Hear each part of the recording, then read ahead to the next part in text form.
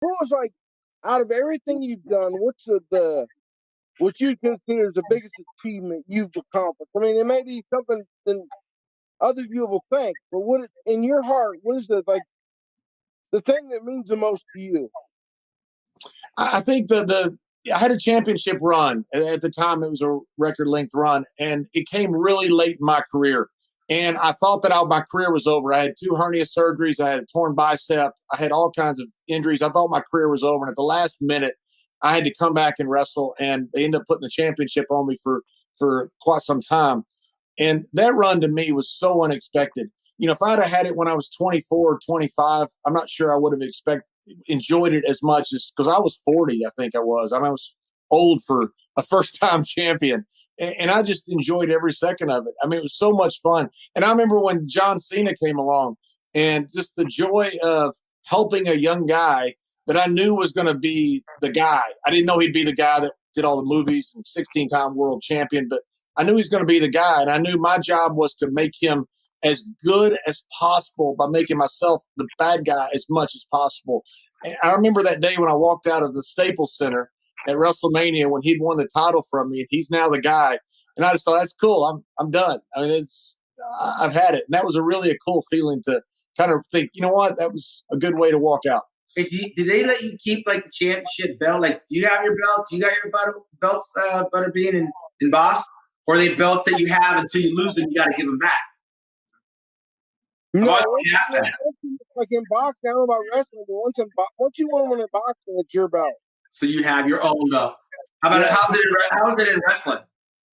Well, fortunately, there was an old traditional championship belt, and when Cena became the champion, he put a spinner belt on it, made this new belt that all the old purists got mad at. So there wasn't the old belt anymore, so I got to keep it. I think most guys don't get to keep it, but that belt was no longer being used. Nice. What about you, Bob? I had the same thing. I had it in Japan, officially they were not giving you the belt, but the fan club was such a big fan club. They gave me a belt. And also what Prankler said, like, I'm a 3-time world champion, but officially, if you fight like everybody else, I have 15 world titles. Because what Prankler did, you're a world champion, and then you fight a few regular fights. You don't defend your title, which normally it will never happen. But if that would have happened, every fight would have been I would have had 15 world titles. It would have been much cooler. Yeah, it's crazy. I just, for some reason, when you lose the belt and you hand it to the next guy, I'm like, that's it. You don't have a copy. Like, you don't get to keep it. That sucks. Hey, yeah, most of the time in wrestling, you don't. Most of the time in wrestling, you lose it and the other guy walks out with it. Oh, man.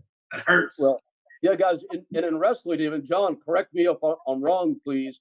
But I know a lot of guys in wrestling are kind of glad to get rid of the belt. Not always, but for a couple of reasons. One is because that damn thing is heavy, and they're on the road all the time. They don't really want to carry that around with them. Isn't that pretty accurate, John? Yeah, guys get sick of, especially not the main belt, but maybe the lesser titles, not the heavyweight championship.